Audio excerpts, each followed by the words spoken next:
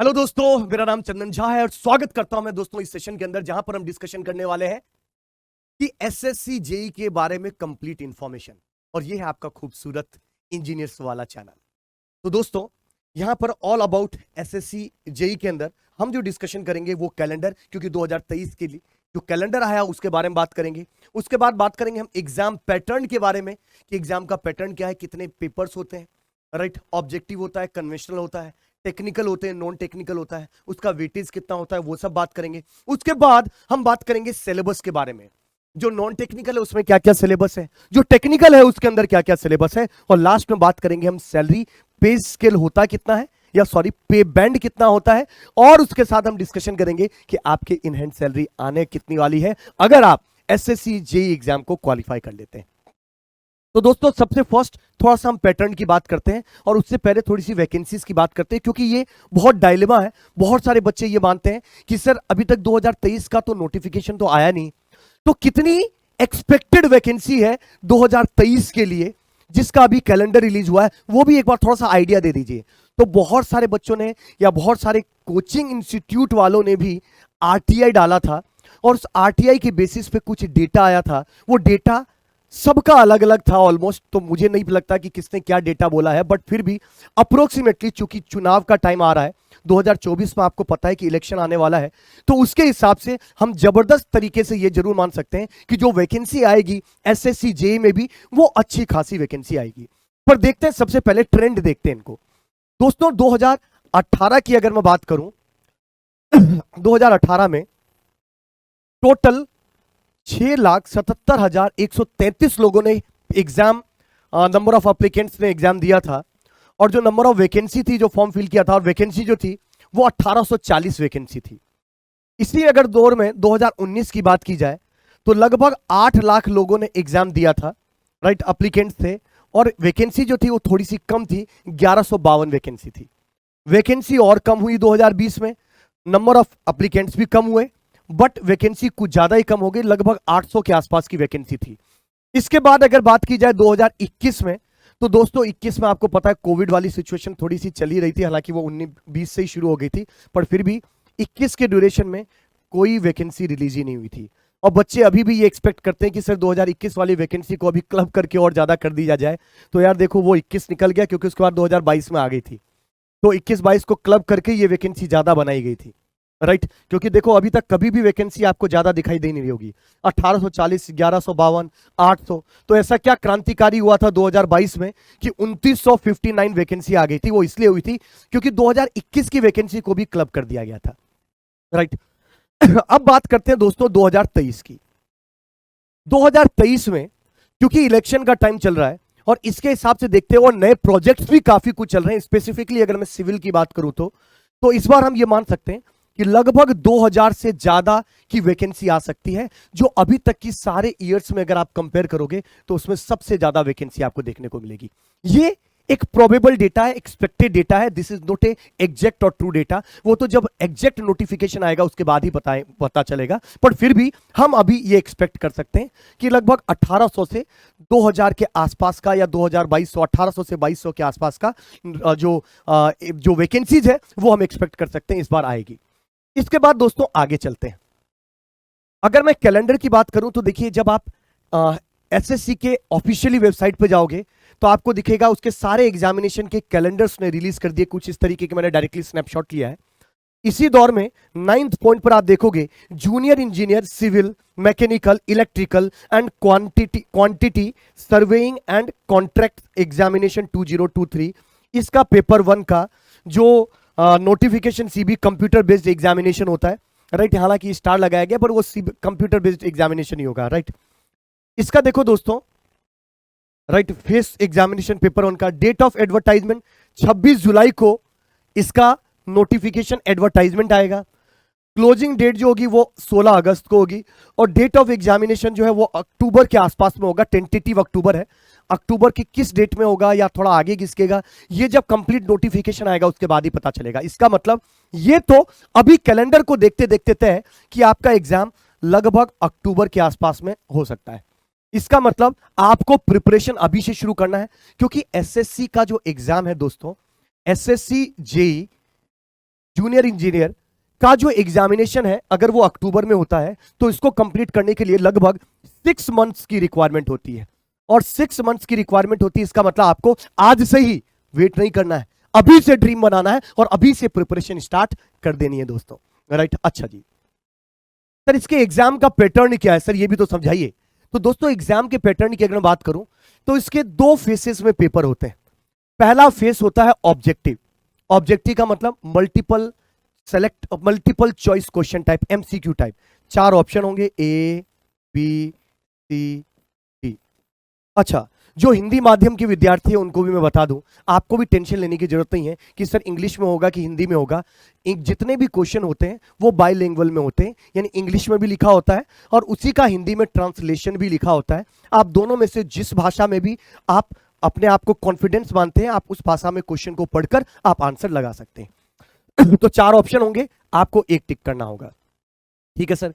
Sir कितने marks के question होते हैं वो भी अभी डिस्कशन करेंगे। तो पहला तो ये आपको समझ में आया कि ऑब्जेक्टिव पेपर होगा और ऑब्जेक्टिव पेपर में लगभग 200 क्वेश्चन होंगे, लगभग नहीं 200 ही क्वेश्चन होंगे, राइट, 200 क्वेश्चन होंगे। उसके बाद दोस्तों अगला जो होगा दैट इज कॉल्ड कन्वेंशनल। यहां क्वालिफाई करने के बाद कन्वेंशनल होगा। कन्वेंशनल का क्या मतलब है सर, डिस्क्रिप्टिव टाइप पेपर। जैसे आप लोग अपने डिप्लोमा में हैं तो आप सेमेस्टर में जो एग्जाम लिखते होंगे, क्वेश्चन आता होगा, उसके डिस्क्रिप्शन टाइप पॉइंट वाइज सारे आंसर लिखते होंगे, उसी को बोलते हैं कन्वेंशनल या डिस्क्रिप्टिव टाइप पेपर। तो सेकंड जो होगा वो कन्वेंशनल डिस्क्रिप्टिव होगा, ये प्योर टेक्निकल पेपर होगा। जबकि जो पेपर 1 होगा उसमें नॉन टेक्निकल प्लस टेक्निकल दोनों ही होंगे, नॉन टेक्निकल प्लस टेक्निकल होगा। जब ये दोनों आप क्वालिफाई कर लोगे उसके बाद आपके पास डॉक्यूमेंट वेरिफिकेशन होगा, लास्ट डॉक्यूमेंट वेरिफिकेशन। और जब डॉक्यूमेंट वेरीफाई कर दोगे तो 4th स्टेप आपका ज्वाइनिंग, सक्सेस। जो आपने अचीव करना चाहते थे वो आप अचीव कर लोगे दोस्तों। तो ये तो एग्जाम का पैटर्न है, राइट। तो ये आपको बता ही दिया, पेपर 1 है, उसके बाद पेपर 2 होगा, उसके बाद डॉक्यूमेंट वेरिफिकेशन होगा और उसके बाद आपको सक्सेस मिलेगी। अब बात करते हैं दोस्तों एग्जाम के पैटर्न की, राइट। कि सर अभी थोड़ा सा अभी भी तो सर आपने एग्जाम पैटर्न ही तो बताया, ये तो थोड़ा ऊपर से ओवरव्यू दिया था, अब थोड़ा डिटेल पैटर्न की बात करते हैं। देखो यहां पर आपको 2 पेपर होते हैं, पेपर 1 जो ऑब्जेक्टिव होता है, पेपर 2 जो कन्वेंशनल होता है यानी डिस्क्रिप्टिव होता है। तो जब हम पेपर 1 की बात करते हैं तो ये कंप्यूटर बेस्ड टेस्ट होगा, यानी आपको सेंटर पे जाना होगा, ऑनलाइन एक कंप्यूटर के सामने आपको बैठकर एग्जाम देना होगा, जो सेंटर मिलेगा वहां पर जाकर। इसमें आपको 3 पार्ट में क्वेश्चंस बनते दिखेंगे आपको। पहला होगा general intelligence and reasoning, right. Reasoning यानी क्यूइंग और इस तरीके के जो रीजनिंग वाले क्वेश्चंस होते हैं वो आपको दिखेंगे। और सबसे ज्यादा वेटेज इसका है 50। हर एक क्वेश्चन 1 नंबर का होता है, नेगेटिव मार्किंग भी होती है 0.25, यानी सही करोगे तो 1 नंबर मिलेगा, गलत करोगे तो 0.25 मार्क्स कट जाएंगे आपके। तो हर एक क्वेश्चन 1 नंबर का होता है, तो 50 क्वेश्चन होते हैं 1 नंबर के, यानी 50 नंबर का आपके पास आपको मिल जाता है, रीजनिंग का होता है। उसी के बाद जनरल अवेयरनेस, जनरल अवेयरनेस के भी टोटल 50 क्वेश्चन होते हैं, हर एक क्वेश्चन 1 नंबर का होता है, टोटल 50 नंबर का ये भी होता है। सर जनरल अवेयरनेस में क्या क्या चीजें होती है? जनरल अवेयरनेस में होता है history, geography, polity, economy, right, general science. General science में फिजिक्स के कुछ चीजें होती है, कुछ केमिस्ट्री होती है और कुछ बायोलॉजी होती है। ये सब 10th तक के स्टैंडर्ड का होता है, यानी आपके 10वीं तक के जो स्टैंडर्ड में आपने पढ़ा है उसी का होता है, ज्यादा कोई क्रांतिकारी नहीं होता है। अच्छा जी, उसके बाद आपके टेक्निकल सब्जेक्ट के 100 क्वेश्चन होते हैं, हर एक क्वेश्चन 1 नंबर का होता है, टोटल 100 नंबर के क्वेश्चन होंगे, राइट। और कितने ये टोटल कितने क्वेश्चन हो गए सर? टोटल 200 क्वेश्चन 200 नंबर के हो गए। और कितने घंटे का टाइम होता है? 2 घंटे का टाइम मिलता है, यानी 120 मिनट। यानी दोस्तों 120 मिनट में 200 क्वेश्चन सॉल्व करने होते हैं, मतलब 1 मिनट से भी कम टाइम मिलता है एक क्वेश्चन को सॉल्व करने में, और 1 मिनट से भी कम टाइम लगता है एक क्वेश्चन को सॉल्व करने में अगर आपको चाहिए। इसका मतलब ही है कि क्वेश्चन का लेवल इजी आता है। इसका मतलब जो प्रिपरेशन कर रहे हैं और जिनको ये घबराहट होती है कि नहीं सर पेपर बहुत टफ आता है, एग्जामिनर अपने आवर्स और नंबर ऑफ क्वेश्चंस के हिसाब से खुद ही नहीं उन्होंने बता दिया कि एग्जाम का पेपर इतना टफ नहीं आता, इजी आता है। अगर आपको विश्वास नहीं है तो एक चैप्टर या एक सब्जेक्ट कोई पढ़ लीजिए, प्रीवियस ईयर पेपर डाउनलोड करिए, उसके क्वेश्चन लगाइए, आप देखोगे ऐसे ऐसे ऐसे करके आपने निपटा दिया होगा। तो क्योंकि यार लगभग हर 40 सेकंड के अंदर आपको एक क्वेश्चन सॉल्व करना होगा। वो तभी हो सकता है जब क्वेश्चन पढ़ते टिक मारने का मौका मिल जाए, और वो तभी होता है जब क्वेश्चन का लेवल इजी हो। तो पेपर तो टफ नहीं है। अच्छा, ये 3 ही ब्रांच में एग्जाम होता है दोस्तों, राइट? सिविल में, इलेक्ट्रिकल में और मैकेनिकल में। तो इन तीनों में से टेक्निकल में कोई एक जो आपकी ब्रांच है, सिविल है, तो ये दोनों तो कॉमन रहेगा, सिविल के क्वेश्चन आपको करना है। अगर आप इलेक्ट्रिकल के हैं तो दोनों कॉमन रहेगा, इलेक्ट्रिकल के क्वेश्चन आपको सॉल्व करने हैं। अगर आप मैकेनिकल के हैं तो ये तो दोनों रीजनिंग और जनरल अवेयरनेस कॉमन रहेगा, आपको मैकेनिकल के पेपर आपको क्वेश्चन सॉल्व करने हैं। तो 2 घंटे यानी 120 मिनट का टाइम, 200 क्वेश्चन, पेपर इजी। इसको क्वालिफाई करने के बाद अच्छा खासा टाइम मिलता है कन्वेंशनल की प्रिपरेशन के लिए भी, डिस्क्रिप्शन की प्रिपरेशन करने के लिए भी। हालांकि जब पढ़ते हो आप किसी सब्जेक्ट को तो वो ऑब्जेक्टिव और कन्वेंशनल दोनों के अप्रोच को साथ में लेके ही पढ़ते हो, तो ज्यादा कोई क्रांतिकारी नहीं होता है, पर फिर भी इसकी अलग से, और इसकी आदत तो हमें पहले से ही होती है। सेमेस्टर में आप क्या करते हो, डिस्क्रिप्टिव ही तो लिखते हो, तो ये तो आपको पहले से ही हैबिट बनी हुई है कैसे लिखा जाता है, राइट? पर फिर भी एक पैटर्न समझना जरूरी है। तो पेपर 2 होता है, ये इसमें नॉन टेक्निकल नहीं होता, इसमें प्योर टेक्निकल ही होता है। इसमें सिविल का, इलेक्ट्रिकल और मैकेनिकल के होंगे। ये 300 नंबर का होता है और इसको भी 2 घंटे का टाइम दिया जाता है, राइट? ये भी सफिशिएंट होता है, इतना 2 घंटे में इस क्वेश्चन को अटेम्प्ट करना सफिशिएंट टाइम मिलता है, राइट? हाँ, थोड़ी सी स्पीड जरूर फास्ट रखनी पड़ती है, पर सफिशिएंट में टाइम होता है, राइट? 2 घंटे में 300 नंबर के क्वेश्चन आपको सॉल्व करने होते हैं। ऑब्जेक्टिव नहीं, कन्वेंशनल है, राइट? अच्छा जी, ये रिटन एग्जामिनेशन होगा, ये कंप्यूटर बेस्ड नहीं होगा, आपको जाकर सेंटर पे लिखना होगा। इसको क्वालिफाई करने के बाद फिर आपका होगा डॉक्यूमेंट वेरिफिकेशन, और सबसे खास बात इसमें कोई इंटरव्यू नहीं होता है। यानी आपने अगर ऑब्जेक्टिव निकाल दिया, डिस्क्रिप्टिव निकाल दिया, डॉक्यूमेंट वेरीफाई कर दिए, तो सीधा ज्वाइनिंग, सरकारी सैलरी लेना शुरू कर सकते हैं आप लोग। सर इसमें कौन कौन से डिपार्टमेंट हैं, पर उससे पहले सर टेक्निकल का सिलेबस क्या क्या है वो तो बता दीजिए। तो मैं सारी ब्रांचेस की बात करता हूं। सबसे पहले मैं बात करता हूं मैकेनिकल की, सिविल की, फिर बात करूंगा मैकेनिकल की, फिर बात करूंगा इलेक्ट्रिकल की। तो सबसे पहले अगर मैं सिविल की बात करता हूं दोस्तों, तो मेरे पीछे आपके पास ये दिखाई दे रहा होगा आपको सिलेबस। इसके हर एक सब्जेक्ट को अगर आप देखोगे तो आप फील करोगे वो हर एक सब्जेक्ट आपने अपने कॉलेज के अंदर ही कहीं ना कहीं पढ़ा है या देखा है, राइट? बट उसको आपने उतना डिटेल में नहीं देखा होगा। अब आप चूंकि प्रिपरेशन कर रहे हो एक सेंट्रल लेवल की एग्जामिनेशन की, राइट, एसएससी जेई की, तो आपको हर एक सब्जेक्ट को थोड़ा सा डिटेल में ले जाने की जरूरत है। और इसी वजह से मैंने आपको बोला था कि 6 महीने का एटलीस्ट टाइम लगता है एसएससी जेई के कंप्लीट डिस्कशन या कंप्लीट सिलेबस को कवर करने के लिए। और इसलिए मैंने आपको हमेशा बताया ये अभी राइट टाइम है। और मैंने बताया था ना पीडब्ल्यू है, बहुत कुछ अभी क्रांतिकारी होने वाला है। बस आपको 18 तारीख तक इंतजार करना है, क्योंकि 18 तारीख को कुछ तूफानी जो आपके ड्रीम्स बना रहे हो ना, वो ड्रीम को सच करने के लिए कुछ बड़ा सा अनाउंसमेंट होने वाला है दोस्तों, राइट? तो देखिएगा इसका सिलेबस है, सिविल में अंदर सबसे फर्स्ट स्ट्रेंथ ऑफ मटेरियल, दूसरा फ्लूइड मैकेनिक्स, इसमें मशीनरी पार्ट भी जोड़ रहा हूं, तीसरा बिल्डिंग मटेरियल एंड कंस्ट्रक्शन जिसको आप बीएमसी बोलते हैं, चौथा आरसीसी, पांचवा इरिगेशन, छठा हाइड्रोलॉजी, सातवां सर्वेइंग, आठवां एनवायरमेंट, नौवां estimation and costing, theory of structure, transportation, soil and steel. ये पूरा सिलेबस है जो एसएससी जेई के सिलेबस के अंदर आता है, राइट? अच्छा जी, इसमें भी सबसे हाई वेटेज की अगर मैं बात करूं दोस्तों, तो बिल्डिंग मटेरियल बीएमसी, हालांकि आजकल तो सबका इक्वली वेटेज हो गया, पर BMC, surveying, estimation and costing, इनका जो वेटेज है ये बहुत ही ज्यादा है। हालांकि सोम और एफएम का वेटेज तो रहता ही है, राइट? ये कुछ सब्जेक्ट हैं जिनके वेटेज बहुत ही ज्यादा होते हैं एसएससी जेई के अंदर। उसके बाद अगर मैं मैकेनिकल इंजीनियरिंग की बात करूं दोस्तों, तो स्ट्रेंथ ऑफ मटेरियल यानी सोम, फ्लूइड मैकेनिक्स एफएम। अच्छा, इसमें एक चीज और है, ओसीएफ भी है, ओपन चैनल फ्लो, बहुत छोटा सा सब्जेक्ट है, वो एफएम के साथ ही हम क्लब करके कवर करते हैं जनरली।